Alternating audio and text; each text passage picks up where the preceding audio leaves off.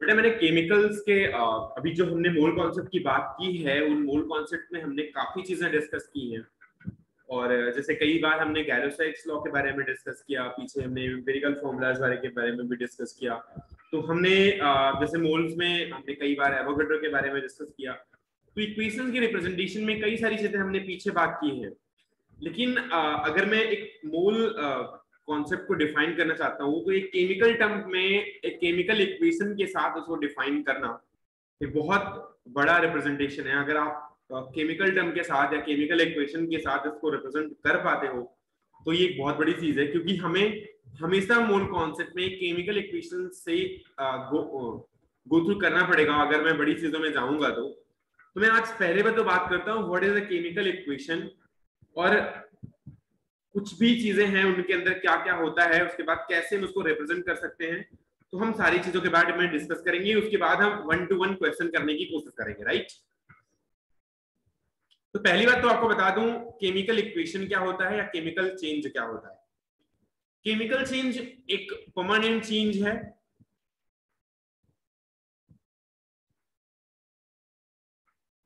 ये एक permanent change है पहली बात तो।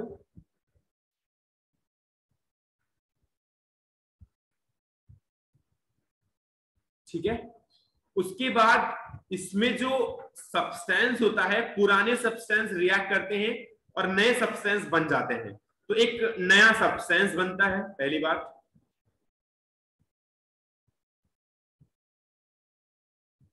और ये जो रिएक्शन होती है ना वो यूनिडायरेक्शनल होने की कोशिश होती है उसकी, और या तो कह सकते हैं इर्रिवर्सिबल रिएक्शन होती है। इर्रिवर्सिबल मतलब पीछे की तरफ नहीं जाती। ठीक है, मतलब एक बार सब्सटेंस बन रहा है तो वो बैक साइड जाने की कोशिश नहीं करता है। जबकि फिजिकल चेंज टेम्पररी चेंज होता है, उसमें नया सब्सटेंस फॉर्म नहीं होता है, और वो एक रिवर्सिबल रिएक्शन भी होती है, जैसे कि फेज चेंज है, फिजिकल चेंज है। अच्छा, केमिकल चेंज में और क्या क्या होता है। पहली बात तो यहां पर एक रिएक्टेंट होता है और ये कुछ प्रोडक्ट बनाता है, और रिएक्टेंट और प्रोडक्ट के बीच में एक रिएक्शन एरो होती है जो डिनोट करती है कि ये एक रिएक्शन को रिप्रेजेंट करने जा रही है या कोई चीज लेफ्ट से राइट की तरफ चल रही है। तो प्रोडक्ट हमारा बनता है, रिएक्टेंट से बनता है, और बीच में एक रिएक्शन एरो होती है जो रिप्रेजेंट करती है कि यहां पर राइट साइड में कुछ बनेगा। ओके, मतलब राइट साइड की तरफ हम चल रहे हैं। आई डोंट थिंक यहां तक एक कोई दिक्कत होगी। तो ये रिएक्टेंट है जिनका यूज किया जाना है रिएक्शन में, और ये प्रोडक्ट है जो उनके यूज से मिलकर के बना हुआ है। तो ये रिएक्टेंट हो गया, प्रोडक्ट हो गया, रिएक्शन एरो हो गई। एक और इंपॉर्टेंट चीज होती है बैलेंस केमिकल इक्वेशन। अच्छा, पहले तो मैं आपको एक रिएक्शन लिख के दिखा देता हूं।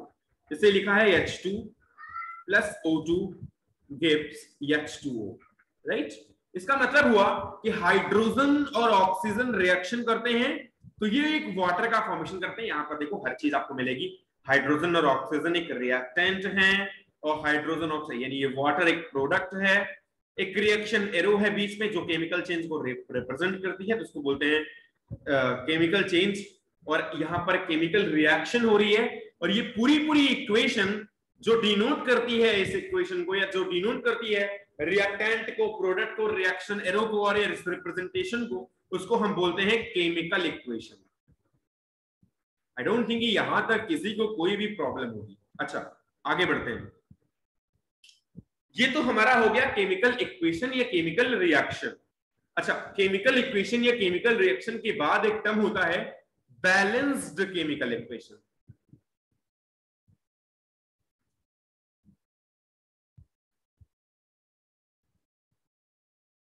बेटा ये भी बता दो कि एक बैलेंस्ड केमिकल इक्वेशन का मतलब क्या होता है। देखो, बैलेंस्ड केमिकल इक्वेशन का मतलब होता है कि रिएक्शन जो केमिकल इक्वेशन है उसके left side number of atom for each and every element will be equal to the number of element at the right side of each and every element. मतलब अगर लेफ्ट साइड कोई भी element है और right side वही element है, तो left side उसके नंबर और राइट साइड उसके नंबर इक्वल होंगे। इसे hydrogen plus oxygen, right here, see here, this is hydrogen plus oxygen, right। और इसने बनाया है वाटर। अभी आप देखो तो हाइड्रोजन लेफ्ट साइड में 2 है व्हाट हाइड्रोजन राइट साइड में 2 है, ऑक्सीजन लेफ्ट साइड में 2 है और ऑक्सीजन राइट साइड में 1 है। तो ऑक्सीजन की कमी है राइट साइड में 1 से, तो इस केमिकल इक्वेशन में कुछ ना कुछ डिसबैलेंस्ड है। ओके, क्योंकि यहाँ पर लेफ्ट साइड में 2 ऑक्सीजन है और राइट साइड में 1 ऑक्सीजन है। इसका मतलब केमिकल इक्वेशन पूरी तरह से बैलेंस्ड नहीं है।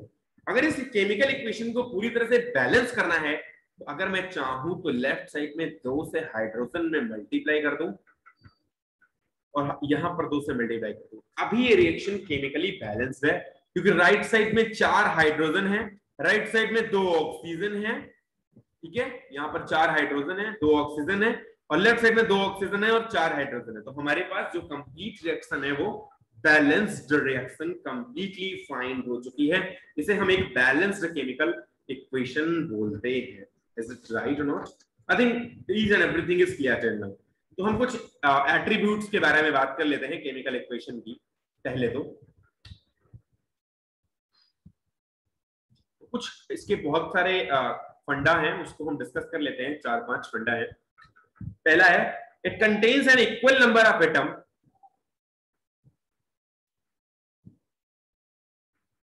it contains an equal number of atom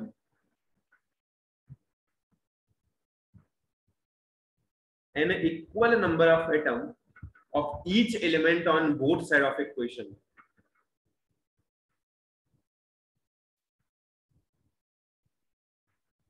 Of each element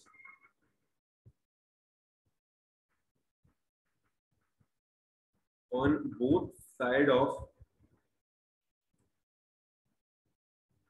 equation. ठीक है, मतलब दोनों तरफ इक्वल नंबर ऑफ एलिमेंट्स होने चाहिए। मैंने ये बात बता भी दिया आपको। दूसरा फंडा है, it should follow law of charge conservation और either side. It should follow law of charge conservation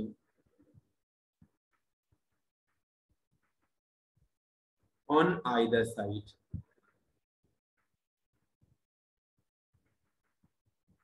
right, दोनों साइड ये चार्ज कंजर्वेशन के लॉ को फॉलो करना चाहिए।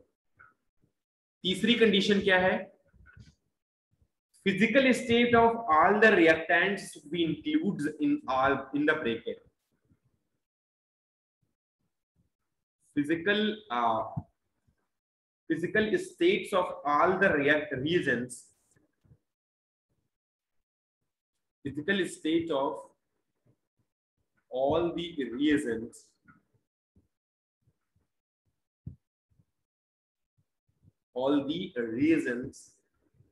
should be included in brackets. Should be included in brackets. ठीक है बेटा, इसका रिप्रेजेंटेशन वही, जैसे मान लो हमने कार्बन लिया, उसका सॉलिड डिसाइड किया, ऑक्सीजन लिया, उसका गैसियस डिसाइड किया, और इसने कार्बन डाइऑक्साइड बनाया, उसका गैसियस डिसाइड किया। तो हमारे पास यहाँ पर रिप्रेजेंटेशन है फिजिकल स्टेट का एक ब्रैकेट के अंदर। तो वही चीजें बताई गई है। अगला पॉइंट है, all reagents should be written in their standard molecular forms. All reagents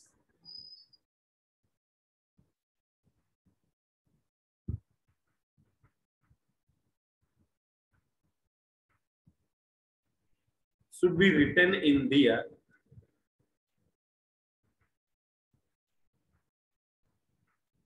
standard molecular form.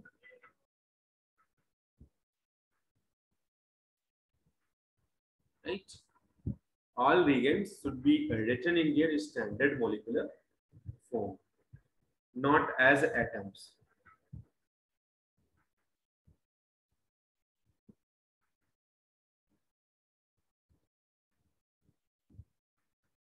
Generally जो भी हमारे पास रिएजेंट होते हैं उनको हम स्टैंडर्ड मॉलिक्यूलर फॉर्म में लिखते हैं, जैसे कि ऑक्सीजन लिखते हैं, एटम के फॉर्म में नहीं लिखते। जिनका एटम फॉर्म हो सकता है उनको तो, मतलब जिनका मॉलिक्यूलर फॉर्म नहीं है उनको ऑब्वियसली लिख सकते हैं, लेकिन जनरली हम ट्राई करते हैं कि मॉलिक्यूल्स के फॉर्म में लिखें, उनको हम एटम के फॉर्म में ना लिखें।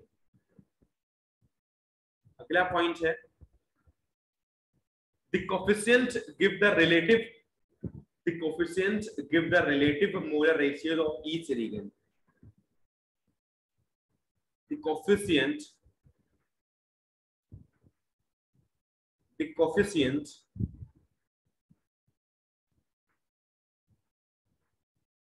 give the relative molar ratios of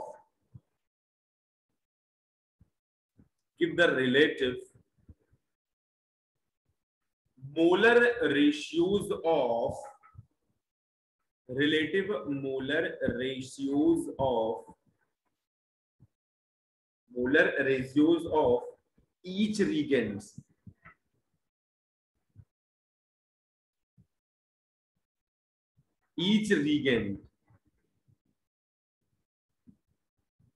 Right?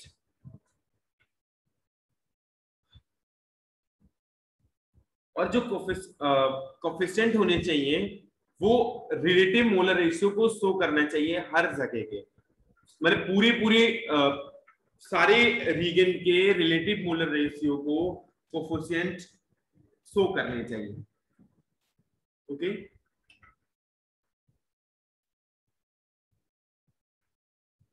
जो भी कोफिशिएंट, और वैसे भी हमारी रिप्रेजेंटेशन में हमेशा एक कोफिशिएंट ये बता देता है कितना मोलर रेशियो है, कितना नंबर ऑफ मोल है, कितने नंबर ऑफ मॉलिक्यूल्स हैं। हर तरीके से हम उसकी रिप्रेजेंटेशन को चेक कर सकते हैं रिएक्शन को देख करके।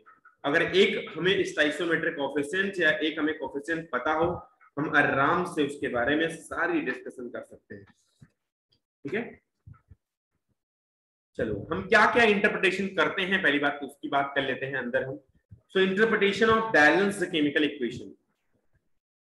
Interpretation of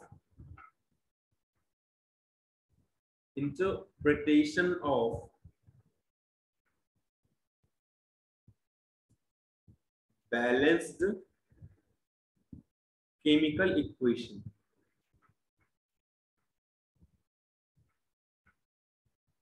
Right? तो बैलेंस्ड केमिकल इक्वेशन के इंटरप्रिटेशन को कैसे हम रिप्रेजेंट करते हैं, इसको हम देखते हैं एक बार। हम अगर हमारे पास कुछ केमिकल इक्वेशन फाइंड हो जाए तो हम इसको कुछ डिफरेंट टाइप से रिप्रेजेंट कर सकते हैं। पहला है जैसे मास, इसके लिए हमें मास एनालिसिस करनी पड़ेगी।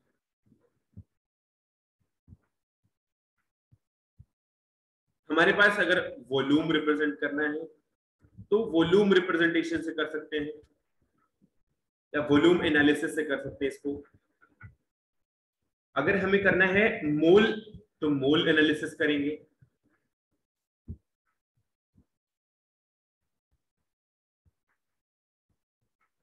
अगर हमें करना है मास एनालिसिस तो मास एनालिसिस को भी हम कंसीडर कर सकते हैं, या वॉल्यूम एनालिसिस को भी हम कंसीडर कर सकते हैं। तो पहले देख लें वॉल्यूम को कैसे हम एनालाइज करेंगे। उसको करने के लिए सेपरेट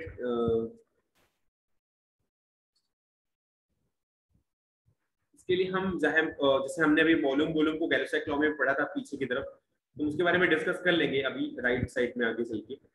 और उसके बाद हमारे पास मास एनालिसिस को भी कंक्लूजन करने का तरीका है। तो ये आपके बुकलेट में भी रिप्रेजेंट है, मास एनालिसिस,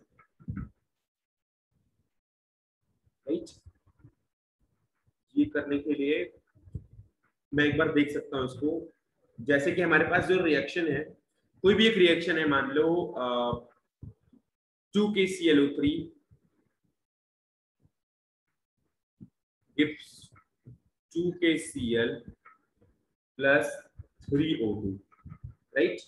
अगर मैं स्टोइकियोमेट्री के रेशियो को देख के बताना चाहूँ तो यहाँ पर अगर मैं मॉलिक्यूलर मास से कैलकुलेट करना चाहूँ, क्योंकि इसका मॉलिक्यूलर मास कितना होता है 122.5, दूसरे वाले का कितना होता है, इसका 2KCl गिवन है तो 74.5 होता है, इसका 74.5 और इसका 32 होता है। ठीक है, तो अगर मैं इसको रिप्रेजेंट करना चाहूँ मास रेशियो में,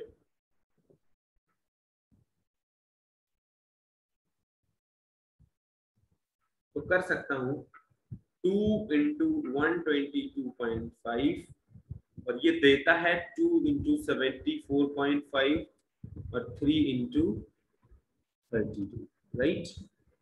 सो अगर मैं मास का रेशियो निकालना चाहूँ, मास ऑफ KClO3, तो मास रेशियो अगर निकालना चाहूँ बिटवीन KClO3 एंड KCl, तो ये आ जाएगा 2 into 122.5 2 into 122.5 divide by 2 into 74.5, right. तो हमें मास रेशियो KClO3 और KCl के बीच का मिल जाएगा। तो 2 इंटू 122.5 और 2 इंटू 74.5। अगर मैं मास रेशियो निकालना चाहूं अभी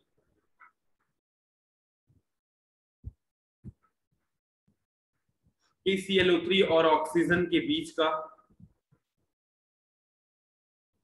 तो ये आ जाएगा 2 into 122.5 divide by 3 into 32। Okay, ये हमारा मास रेशियो इन दोनों के बीच का आ गया। अब अगर मैं मास वॉल्यूम एनालिसिस करना चाहूं तब भी कर सकता हूं। रिप्रेजेंट देख सकते हैं एक बार, mass volume analysis. Mass volume analysis करने के लिए क्या कर सकते हैं, इसमें चाहे तो सीधे हम अगर हम चाहे तो सीधे से इक्वेशन पहले लिख लें। सो 2KClO3 gives 2KCl plus 3O2।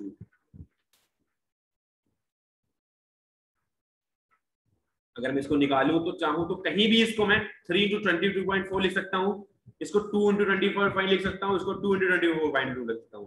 किसी के भी रेशियो को अगर निकालना है मास वॉल्यूम के रेशियो को, तो हम तुरंत रिप्रेजेंट कर सकते हैं, हमें कोई दिक्कत नहीं, क्योंकि मोल को मैं सीधे 22.4 से मल्टीप्लाई कर सकता हूं अगर मैं चाहूं तो अगर हम यहाँ पर मास वॉल्यूम रेशियो निकाल रहे हैं, तो मान लो हमने मास वॉल्यूम रेशियो निकालना है, अगर मैं पहले सीधे से रिप्रेजेंट करना चाहूँ तो मान लो 2 इंटू 122.5 इसका मास हो गया, ये हो गया 2 इंटू 74.5 इसका मास हो गया, और ये 3 इंटू 32, तो ये भी इसका मास हो गया।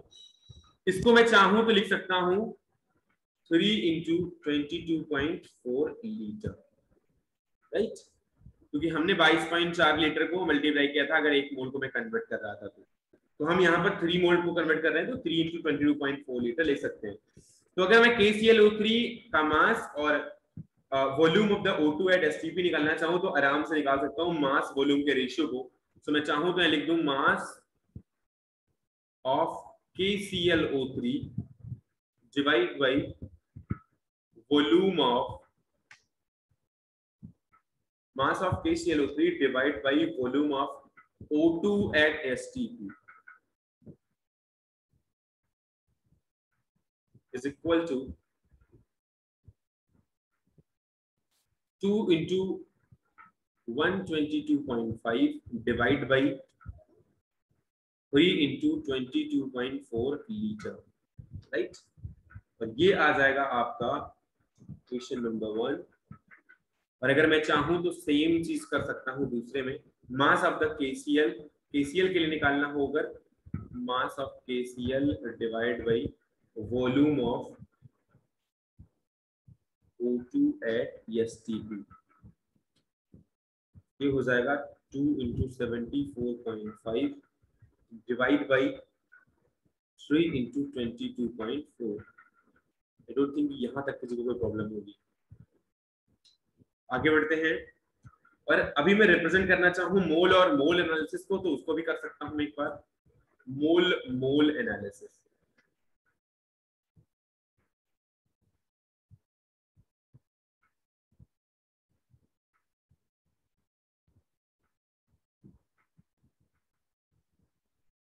राइट, तो इसके भी रिप्रेजेंटेशन का अलग तरीका है।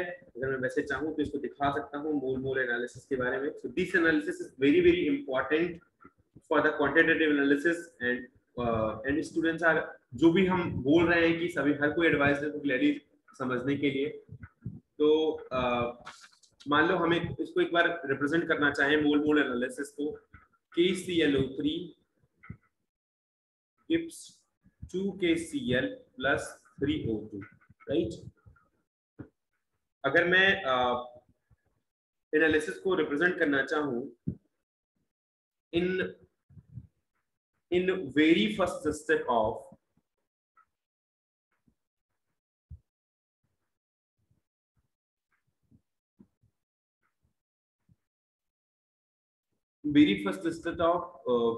मोल mole analysis we have to, हमने बताया भी हुआ ये बात मोल मोल एनालिसिस के अकॉर्डिंगली जब हमने मोल एनालिसिस के बारे में बात की थी, लेकिन लिख सकते हैं इसको in the very first step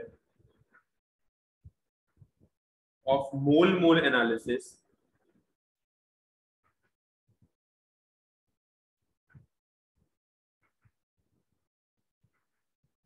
we should read the balanced chemical equation, like अगर हम 2 मोल KClO3 की रिएक्शन करें, 2 मोल ऑफ KClO3 की रिएक्शन करें तो क्या होगा, अगर हम इसकी डिकम्पोजिशन कर देते हैं मान लो हीट करके, तो क्या बनेगा, 2 mole of KCl and 3 mole of oxygen, यही तो बनेगा। ओके, अगर मैं इसके रिप्रेजेंटेशन को करूं तो मैं इसको ऐसे भी रिप्रेजेंट कर सकता हूं कि mass of KClO3 divide by 2 is equal to, या मास को हम इसको मोल भी कर सकते हैं, मोल, या फिर इसको मास भी लिख सकते हैं मोल से, अगर हमको एटॉमिक वेट लिखना पड़ जाएगा, लेकिन मैं चाहूँ तो इसको मोल में भी लिख सकता हूँ डायरेक्ट। तो mole of KClO3 divide by 2 is equal to mole of KCl divide by 2 is equal to mole of oxygen divide by 3। Okay, इसको हम स्टाइसोमेट्री बोलते हैं, और यही स्टाइसोमेट्री की एक वैल्यू है। अगर मान लो हमारे पास कोई रिएक्शन है XA plus YB gives ZC plus UD, तो हम इसको रिप्रेजेंट कर सकते हैं mole of A reactant, mole of A reactant divide by X is equal to mole of B reactant divide by Y is equal to mole of C formed, mole of C formed divide by Z is equal to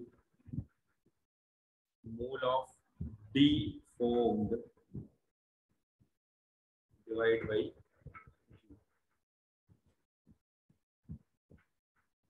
I don't think कि यहाँ तक किसी को कोई दिक्कत होगी, बस हमको मोल्स को इक्वेट करने थे, राइट। हमने ये बात पहले भी करी हुई है, कई बार बताई हुई है, और एक बार हमने वाई एनालिसिस के अकॉर्डिंग भी सिलेक्शन को, इस चीज को हमने रिप्रेजेंट करी थी, तो वहां भी हमने मोल कॉन्सेप्ट जब स्टार्ट किया था तो उस वक्त भी करी थी ये बातें। तो अगर मैं रिप्रेजेंट करना चाहूँ तो रिप्रेजेंट कर सकता हूँ इन चीजों को। अच्छा, आपको मैं बता दूं कि जो भी आपकी चीजें हैं ना, मान लो आपके पास मोल का कौन कौन सा फॉर्मूला अवेलेबल है, वेट अपॉन मॉलिक्यूलर वेट, ठीक है, और इसको हम 22.4 लीटर भी कन्वर्ट करते हैं कभी कभी। अगर मैं कोई भी मोल है तो अगर मैं उसको 22.4 से मल्टीप्लाई कर दूं, अगर मैं मोल को 22.4 से मल्टीप्लाई कर दूं तो हमें वॉल्यूम मिल जाएगा, तो हम उसको वॉल्यूम के टर्म में भी रिप्रेजेंट कर सकते हैं, ठीक है।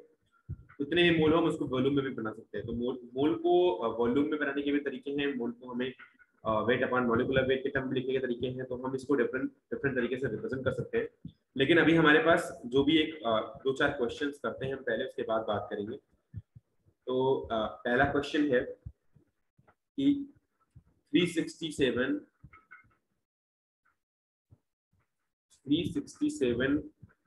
ग्राम KClO3 या 367.5 ग्राम KClO3 when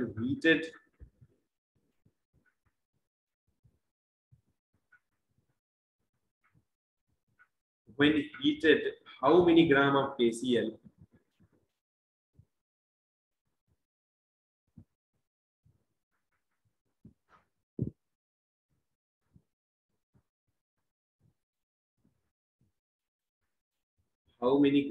KCl and oxygen will produce?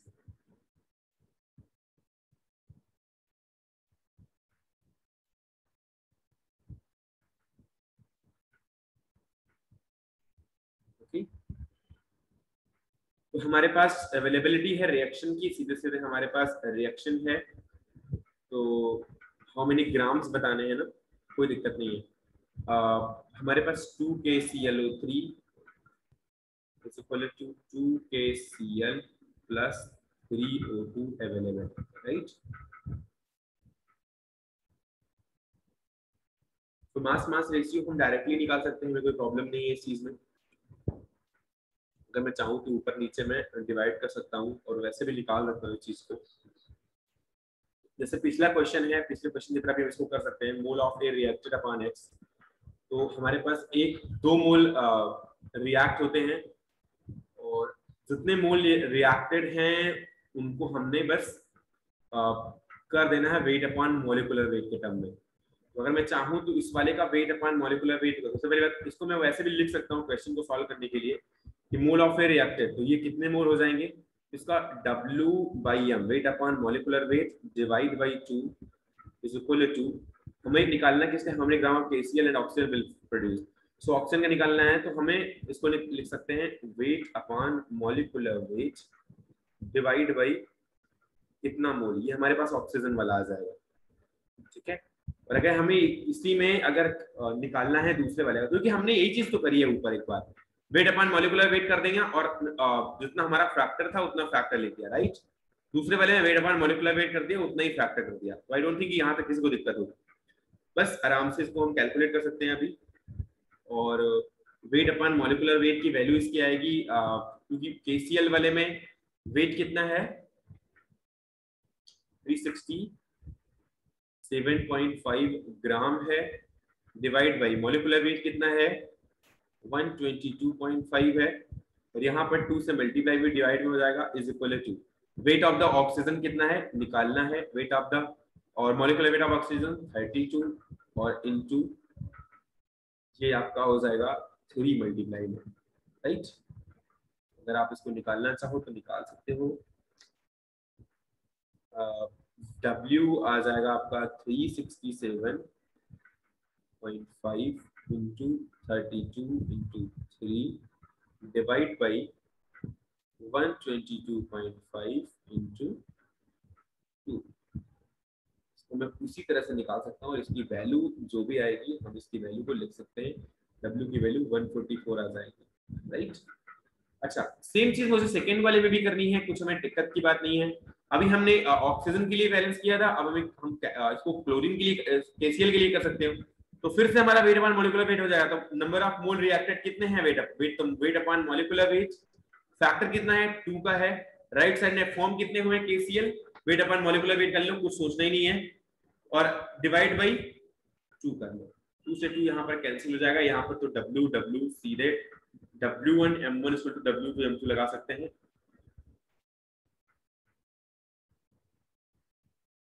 क्योंकि नंबर ऑफ मोल्स सेम थे तो हमें उसके निकालने के लिए W1 M1 equal to W2 sorry W1 M2 equal to W2 M1 हो जाएगा, क्योंकि क्रॉस मल्टीप्लाई यहाँ पे हम करेंगे इसका, ये देखो, ठीक है।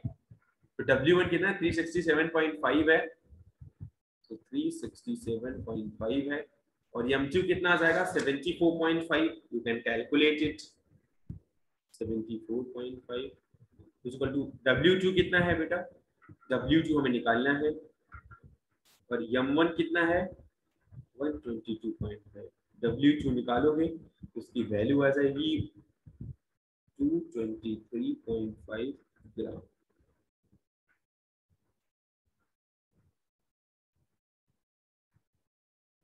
आई डोंट थिंक कि यहाँ तक अभी कोई भी दिक्कत होगी किसी को भी, तो आप डायरेक्टली स्टोइकोमेट्री की सहायता से इसको कैलकुलेट कर सकते हैं, यहाँ पे कोई भी प्रॉब्लम नहीं आएगी।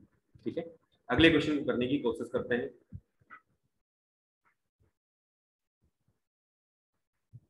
अगले क्वेश्चन को करने के लिए हम फिर से क्वेश्चन लिखेंगे। 367 लिखते हैं, पहले क्वेश्चन लिखते हैं। 367.5 ग्राम KClO3, जम कितना है 122.5, when heated how many liter of oxygen gas is produced?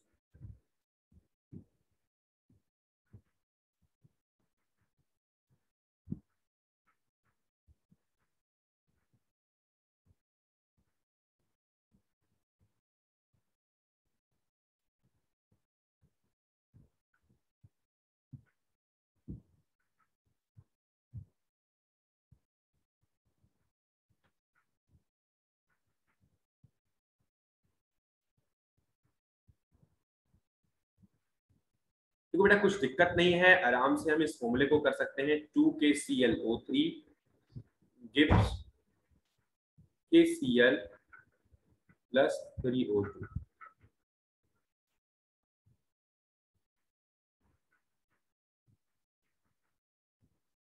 तो हाउ मेनी, आपको वॉल्यूम निकालना है, O2 गैस कितना प्रोड्यूस हो रही है, हाउ मेनी वॉल्यूम निकालना है आपको, या लीटर भी निकाल सकते हैं, यहाँ पे लिख सकते हो how many litre O2 gas will produce. तो आपको यहाँ पे करना कुछ नहीं है, हमने आपको फॉर्मूला डायरेक्ट बताया है कि इसके जितने मोल रिएक्टेड होंगे डिवाइड बाय ये कोफिशिएंट। तो मान लो x मोल रिएक्टेड हुए हैं, अब इसके दो कितने मोल रिएक्टेड होंगे, पूरा पूरा मोल रिएक्टेड होगा, तो वेट अपॉन मॉलिक्यूलर वेट तो ही तो करेंगे। अब वेट अपॉन मॉलिक्यूलर वेट करोगे तो यहाँ पर आप वेट अपॉन मॉलिक्यूलर वेट इसके मोल पता चल जाएंगे, divide by 2 is equal to, इसके भी जो भी हमारे पास ऑक्सीजन गैस है उसके भी लिए भी हम वेट अपॉन मॉलिक्यूलर वेट कर सकते हैं, लेकिन हम यहाँ पर नंबर ऑफ मोल को निकालते हैं ना डायरेक्ट, तो यहाँ पर मोल रखते हैं डिवाइड बाई 3, इतने मोल इसके फॉर्म्ड होंगे और इतने मोल इसके रिएक्ट होंगे, divide by 2 divide by 3। I don't think इस स्टोइकोमेट्री में दिक्कत होगी, आराम से सीधे मैं वेट अपॉन मॉलिक्यूलर वेट को लिखूं यहाँ पे 367.5 डिवाइड बाई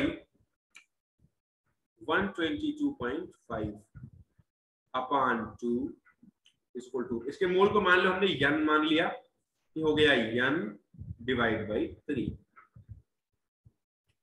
इसको चाहे तो हम 3 कर सकते हैं, 3 हो जाएगा, तो यहाँ पर 3 divide by 2 is equal to n by 3 हो जाएगा, और ये n की वैल्यू आ जाएगी 4.5, 9 डिवाइड बाई 2 ये 4.5 आ जाएगी।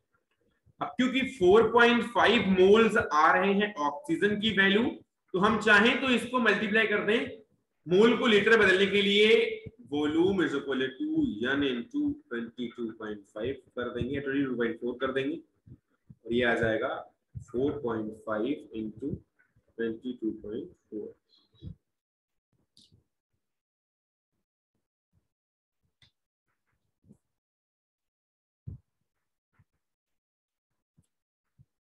तो ये कुछ आ जाएगा अपना 100.8 लीटर।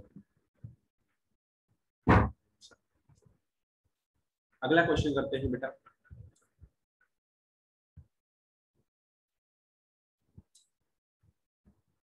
दस ml of liquid carbon disulfide, 10 ml of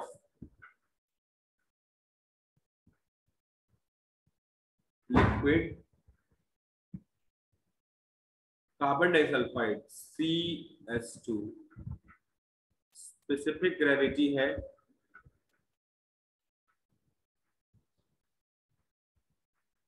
2.63, is burned in oxygen, is burnt in oxygen,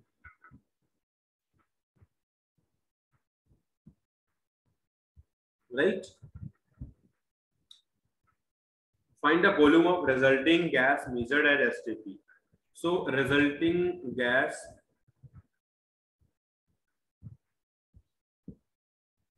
volume बताना है, राइट। देखो पहली प्राथमिकता तो हमें ये दिखानी चाहिए कि भैया पहले आपको एक बैलेंस्ड केमिकल इक्वेशन लिखनी है। तो कार्बन डाइसल्फाइड की रिएक्शन जब हम करेंगे किसके साथ, ऑक्सीजन के साथ, तो ये दे देगा हमें CO2 plus SO2, right. In fact ये 2SO2 आएगा। इसका मतलब हुआ कि 76 ग्राम ने कितना दिया है,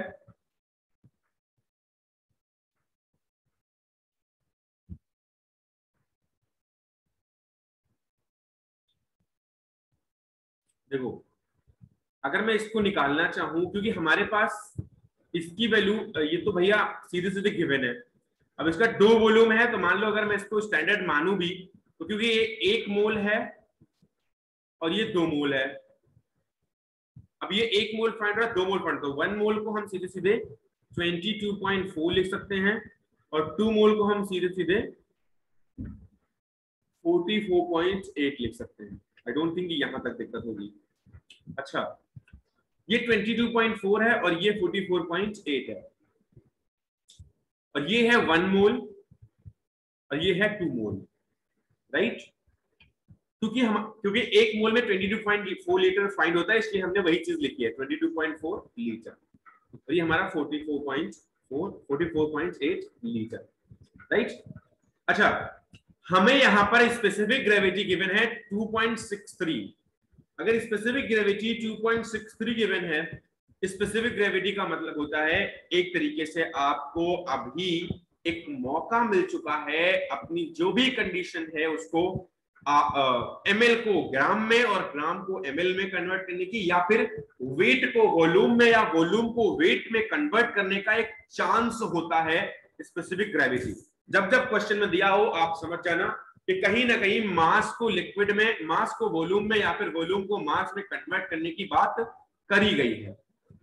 अब हमें निकालना है, क्या निकालना है हमें क्वेश्चन में, क्वेश्चन दिया कि 10 ml of liquid carbon disulphide दिया है और स्पेसिफिक ग्रेविटी 2.63 है in burned oxide, find out volume of the resulting gas measured at the STP। तो हमें सबसे पहले तो निकालना पड़ेगा कि कितना खर्च हो रहा है CS2, क्योंकि जब तक CS2 नहीं निकल पाएगा खर्च होने वाला, तब तक हम नहीं कंफर्म कर सकते हैं।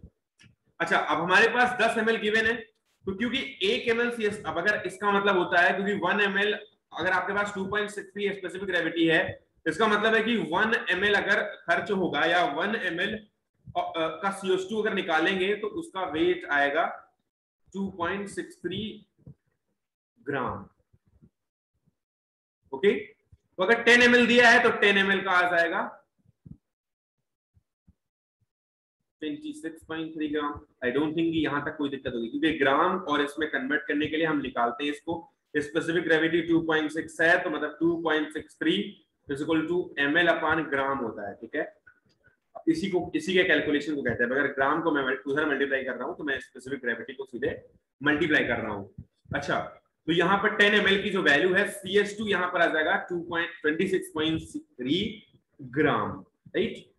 तो अगर मैं इस पार्टिकुलर कैलकुलेशन में देखूं कार्बन डाइसल्फाइड के लिए, क्योंकि यहाँ पर वेट हमें दिया गया है तो, और इसका मॉलिक्यूलर वेट ऑलरेडी पता होता है हमें, तो कार्बन डाइसल्फाइड अगर मॉलिक्यूलर वेट निकालेंगे तो ये आ जाएगा 32 × 2 और प्लस 12 इज इक्वल टू कितना आ जाएगा, ये 76, राइट।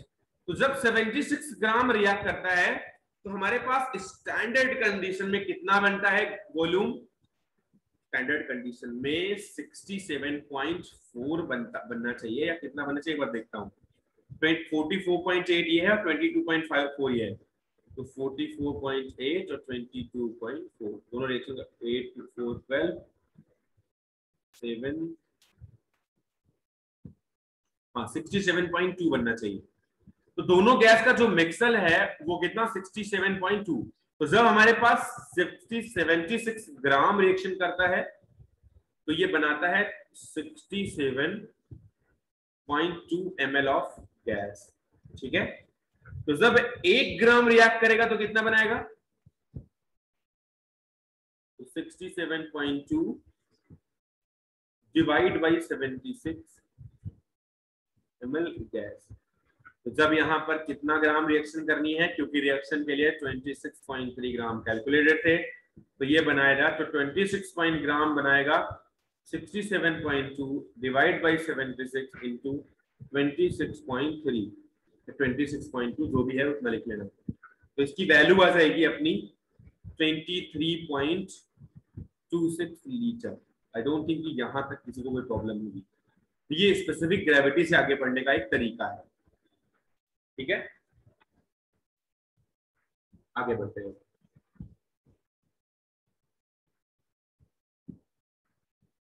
आगे की कैलकुलेशंस करते हैं और लिमिटिंग रिएजेंट से आगे बढ़ेंगे फिर मैं।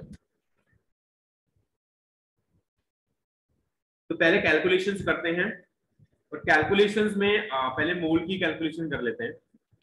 तो ओके, चलो एक दो क्वेश्चन और कर लेते हैं पहले। तो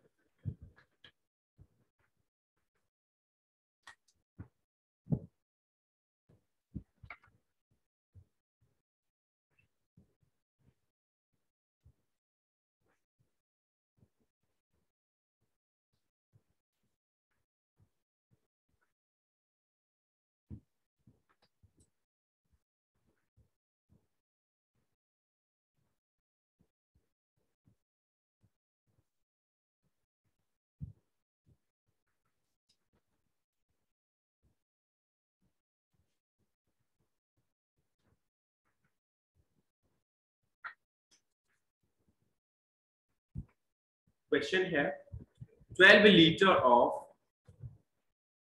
H2 and 11.2 liter of Cl2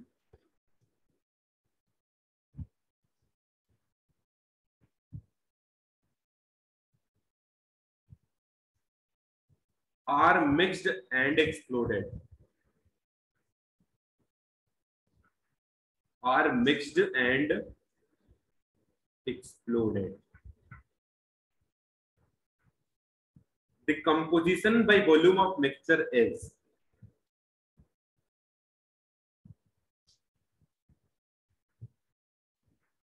the composition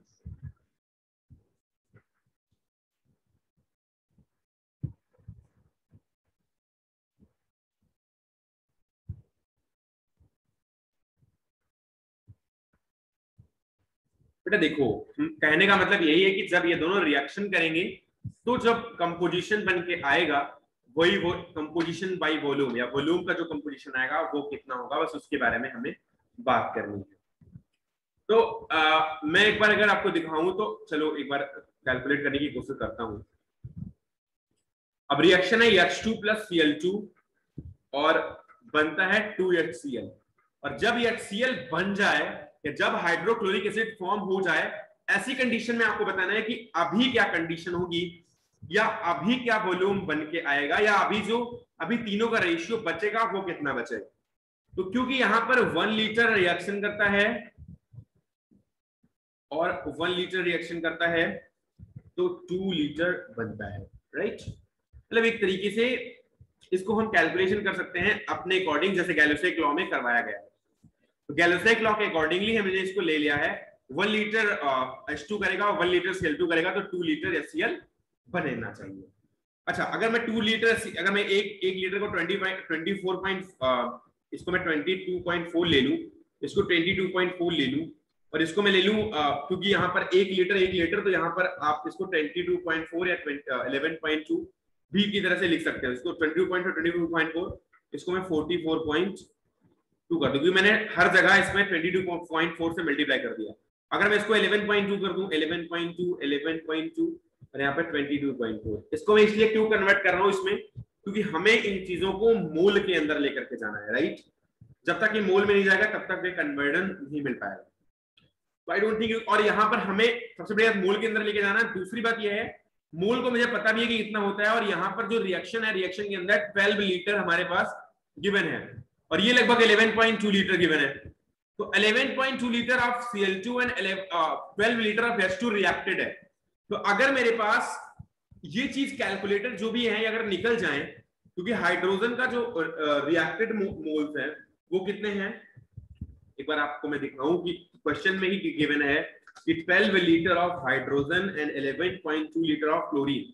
तो आपको मैं अगर बताऊं कि 11.2 लीटर ऑफ क्लोरीन अगर रिएक्टेड है, मतलब 11.2 लीटर ऑफ क्लोरीन जा चुका है, तो यहां पर जो क्लोरीन का परसेंटेज है वो 0 बचा है। और अगर ये 1 लीटर था और तब भी इसका परसेंटेज कंपोजिशन अगर मैं निकालता उतना ही आता जितना इसके रिएक्शन का आता। इसलिए जब ये 11.2 में कन्वर्ट हुआ है, तो जब 11.2 आगे गया है या 11.2 की रिएक्शन हुई है या 11.2 अनरिएक्टेड रहा है या रिएक्टेड रहा है, जो भी रहा है वो दोनों के साथ होगा। तो अगर मैं क्लोरीन वाला निकालूं, अगर 11.2 इसमें से जाएगा तो ऑब्वियसली इस वाले से भी 11.2 जाना चाहिए, ठीक है। लेकिन रिएक्शन के अंदर क्या है, 11.2 ही गिवन है, 11.2 ही गिवन है। अगर मैं इसकी स्टैंडर्ड रिएक्शन बनाऊं तो ये रिएक्शन कुछ ऐसी आएगी, आपको मैं बता रहा हूं, H2 प्लस Cl2। अभी ये क्वेश्चन सही तरीके से सॉल्व हो रहा है। H2 प्लस Cl2 और गिव्स 2HCl, ठीक है। गैलुसैक्स लॉ के अकॉर्डिंग ये 1 मोल है, ये भी 1 मोल है और ये 2 मोल है। और वॉल्यूम में भी अगर इसको कन्वर्ट करना चाहूं तो कुछ सिमिलर तरीके से कन्वर्ट हो जाएगा। अगर मैं चाहूं तो इसको सीधे 2 मोल में कन्वर्ट कर लूं, लेकिन क्योंकि मुझे एक ही रिएक्शन में केवल हमें 12 लीटर के अकॉर्डिंग बात करनी है, तो मैं 1 मोल में कन्वर्ट करूंगा। तो चलो 1 मोल में कन्वर्ट करता हूं पहले इसको। 22.4, ये भी 22.4 और ये 44.2 है, ठीक है। लेकिन हमें रिएक्शन में लेकर के आना है केवल कितना, 11.2। तो रिएक्शन के अकॉर्डिंग ये तो 11.2 होगा, ये 11.2 होगा और ये कितना होगा, ये 22.4 होगा। तो एक जो सिंपल हमारे पास स्टैंडर्ड रिएक्शन है उसके अकॉर्डिंग अगर 11.2 Cl2 है, 11.2 H2 है, तो हमारे पास 22.4 2HCl बनेगा। और रिएक्शन के अकॉर्डिंग हमारे पास ये गिवन है, हमें जो हमारे पास पार्टिकुलर रिएक्शन है, जो क्वेश्चन है, क्वेश्चन के अकॉर्डिंग गिवन है कि H2 और Cl2 गिवन है और 2HCl गिवन है। और H2 का परसेंटेज 12 है, यहाँ पर 12 लीटर और ये 11.2 लीटर है और रिएक्ट करता है। अब बताओ क्या होगा, तो जब 11.2 और 11.2 रिएक्ट करता था 22.4 बनता था। यहां पर होगा वही, क्लोरीन के 11.2 रिएक्टेड रहेंगे और इसके भी 11.2 रिएक्टेड रहेंगे, क्योंकि इससे ज्यादा रिएक्शन में नहीं जा सकता। एक लिमिटिंग रिएजेंट का कॉन्सेप्ट है, आगे चल के वही बताने वाला हूं। तो 12 में से केवल 11.2 ही जा सकता है, तो 12 में से मैंने 11.2 को नेगेटिव कर दिया और यहां से 11.2 हट गया, तो 11.2 भी हट गया और यहां पर हमें 2 into 11.2 का फॉर्मेशन हो चुका है। और हमारे पास जो अनरिएक्टेड है ये 12 माइनस 11.2 है और इसकी वैल्यू हो जाएगी 0.8। जो रिएक्टेड है क्लोरीन, इसकी वैल्यू है पूरा 11.2 और अनरिएक्टेड 0 है। और यहां पर रिएक्टेड जो भी था कंपाउंड बन के आया है 22.4। आई डोंट थिंक कोई दिक्कत होगी। अभी जो रिजल्टेंट है उस रिजल्टेंट के अंदर हमारे पास 3 मिक्सचर हैं। एक तो है क्लोरीन जो कि 0 है, मतलब क्लोरीन है ही नहीं। जो हाइड्रोजन है उसके 0.8 लीटर हैं और जो हमारे पास HCl है उसके 22.4 लीटर है। तो हमारे पास तीनों चीजें अवेलेबल नहीं है, केवल 2 चीज अवेलेबल है और क्लोरीन पूरा रिएक्टेड है।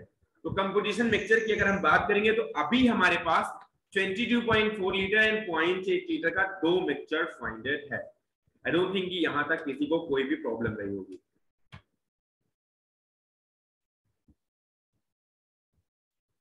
चलो ठीक है, तो ये हो गया कुछ आपका कॉन्सेप्ट वाइज इंट्रोडक्शन। इसके बाद हम एक टॉपिक पढ़ेंगे लिमिटिंग रिएजेंट के बारे में और लिमिटिंग रिएजेंट के बाद हम स्टार्ट करेंगे कंसंट्रेशन टर्म को। तो आई डोंट थिंक यहाँ तक किसी को कोई समस्या होगी। आगे बढ़ते हैं।